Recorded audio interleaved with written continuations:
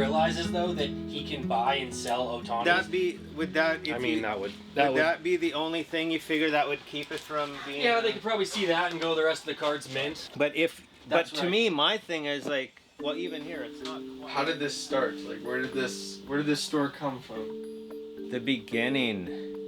Well, the actual beginning would be, well, one April day, my wife, she messaged or emailed me. It's like, hey, why don't you start your own card shop? I'd thought about it before, but it always was about the accounting and the behind the scenes paperwork that always kind of scared me away. So I was working at Galaxy one Saturdays I didn't work. I went there to go pick something up, and the owner of Galaxy said, Mike, you've got a friend in the front that just asked if you were there. A good friend of mine who I hadn't seen in a while, his wife, we just started talking and I just asked, well, what's he up to these days? So he's thinking of opening a collectibles store.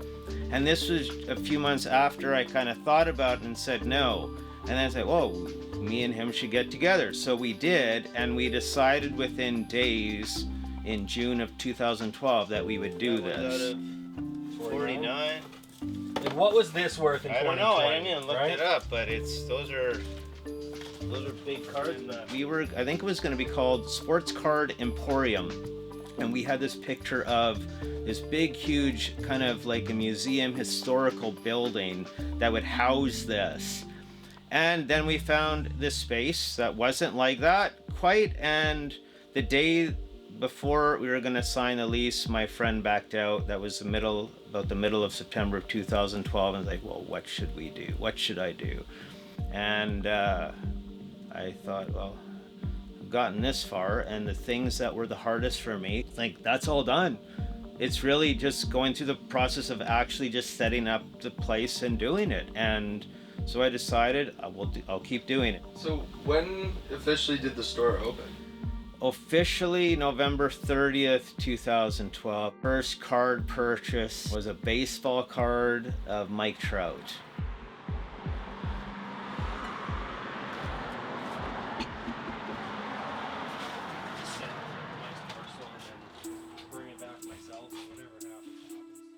That day I didn't want to go with Sport Card Emporium anymore. It's like, it's got to be a different name. So I still remember in the basement of my house, in the evening, it's like, what can the name be? And it's like, practically, where is this place? It's like, it's the lower level. And it's like, oh, wait a minute. Lower level sports cards. That is what this is. It's the lower level of a building. It's even more though. It's that when you go to a game, you want to sit as close to the action as you can, at least for most people. So you want to be on the lower level. You want to be part of sports card collecting, then come down to the lower level. Like 50, 90, it has gone up to that. We have a lot of these raw. These ones are the hardest Ovechkin to sell because it came from the box set. Yeah. It would be harder for me to buy that because it's a really hard card to sell. Probably the weakness of me or the store, which is me kind of, is that whatever someone brings in, I want to make an offer on it because they probably don't need it themselves, and the best place for cards that aren't needed are at a card store. I'm fairly certain there's like base stuff, or what you like, or what were you? What am I trying to do?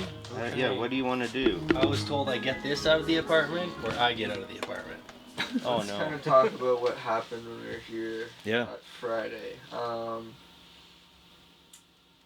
Donuts. Any Trout stuff in here? Was good? No. Hey. Hey. No, but there was definitely some stuff from that era. You guys want? It's National Salvation Army. Oh my Day. word. So. Did you bake these? No, those are from Salisbury. Oh, and it's like I love donuts. So, introduce yourself. I'm Jordan. I'm Mike. Basically. So going part of our program down the street. I guess in general, when people come in, usually there's something, and well, in that case, it wasn't going to even be about cars, but then you start talking sports or cards or players. Well, you don't have to tell them. Do you have any Raptors cards? Raptors cards, Yeah. Is that your favorite team? Yeah. Do you have a favorite player of theirs? Number 15. Like with the Salvation Where Army do I student. have my Lowry shirt? Give me a second. When people start talking about the player or the team that they like, and I'm thinking, as he's saying this, I'm thinking in my mind, where is a Kyle Lowry easy access card in my store? Yeah. If there's one there that you would like, you can have it, Oh, no charge. You're, So they're kind of, well, you can pick. If there's I one like that this you one. like that one, you can have that Because one. I like the old logo of it. Oh, We use the logo. I like the oh old yeah, one. yeah. I didn't even realize that. These are all new logos. Yeah. Notice, but like On the this one, old- does this one have? Oh yeah, this No. even has that logo. The really cool thing was that I liked about it is that's where the customer, like when they collect specifically, they know more about the cards or even in this case the logo than I do. He picked a Kyle Lowry card that had the logo, the old school logo, and I would have never picked that up. I don't.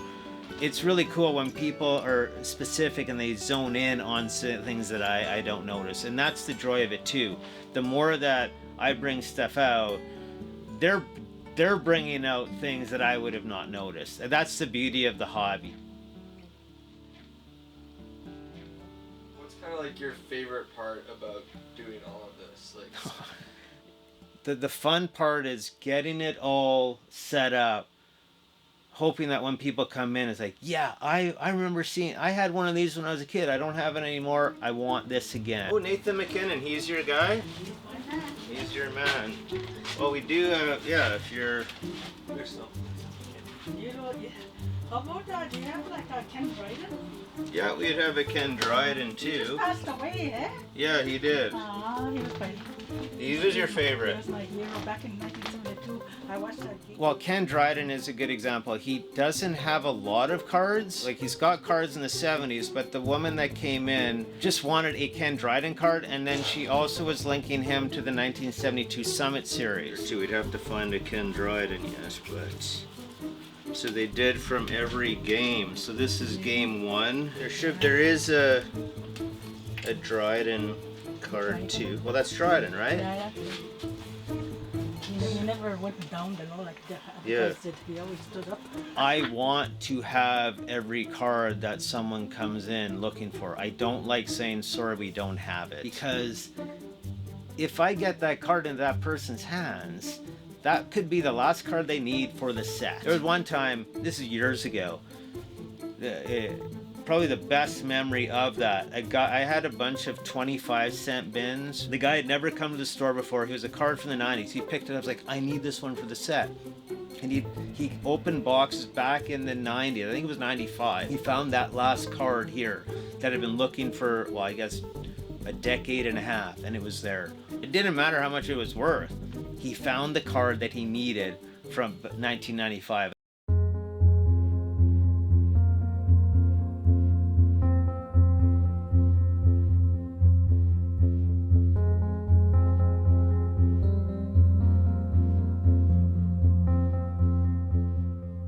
What happened during COVID, one thing was friends of mine, one especially hung out more with me in the parking lot. Sometimes he would come in and help in the store as well. And then a few of them also thought that COVID was hitting me hard. They listed stuff on eBay for me for free. Like, I wanted to pay them. I was like, no. And I found out later they were worried that the store would close.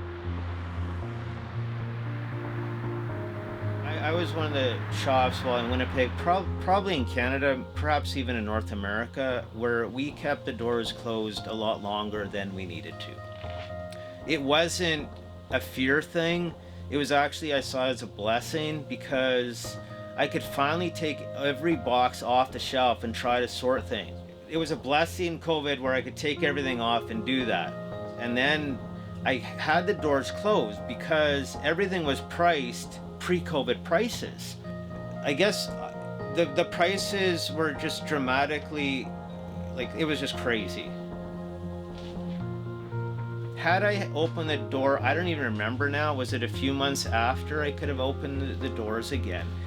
I had unopened boxes on the shelves that people could just grab, and they were all priced at still probably, like, let's say $10 to $30 or $40. Well, in those few months, all of those boxes probably went from that to 40 to hundreds of dollars. So, like, well, how do you price things? Like, so now I still do it. I have a list of the boxes with prices instead of pricing, putting a sticker on every box, because the price, they don't fluctuate like they used to, but they still do. What's your proudest moment with this entire store, like Whoa. for the 14 years? That's a...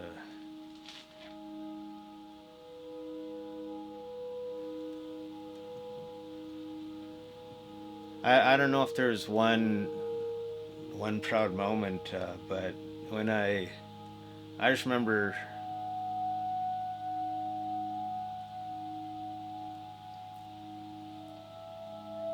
I guess the longevity, well, it's not really long.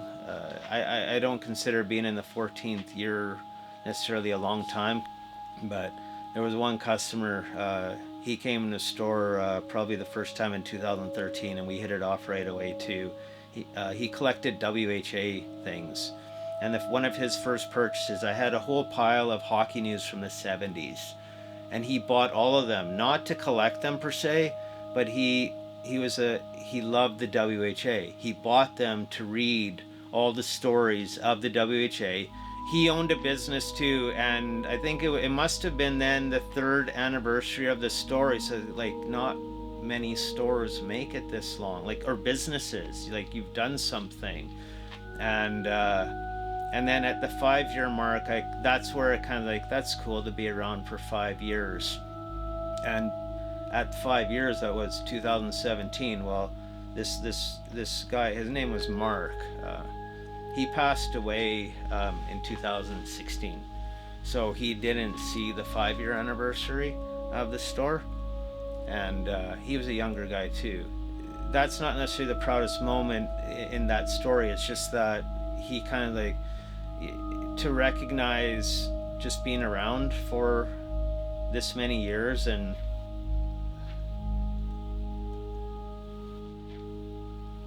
You talk about a lot, like it's important, like in this hobby, that there's also, like, there's so much like personal connection, right? So what does that mean to you? Yeah, I never wanted to do this for the money. If I did it for the money, I don't think I would have the store open, because there's so much more to cards than just the cards themselves. It's the people. It's seeing friends. When we were at the expo in Toronto a few months ago, set up, a good friend of mine, well, he's one of the first customers probably to the store, has become a friend, Rob. I'd always tell him, hey, you need to come to the Sport Card Expo in Toronto. And yeah, one day I'll do it, and, oh, I can't this time. And anyway, so I think it was a week before I went to Toronto, I'd see him, he wished me well there, get to Toronto, and I'm at one end of my booth, and then all of a sudden I turn around and I see Rob, and not only Rob, his wife Destiny, and it's like, wait, are we in Winnipeg, or no, we're in, they came. Again, it is a true community. Cards were part of it, but then it's the social interaction, just having fun.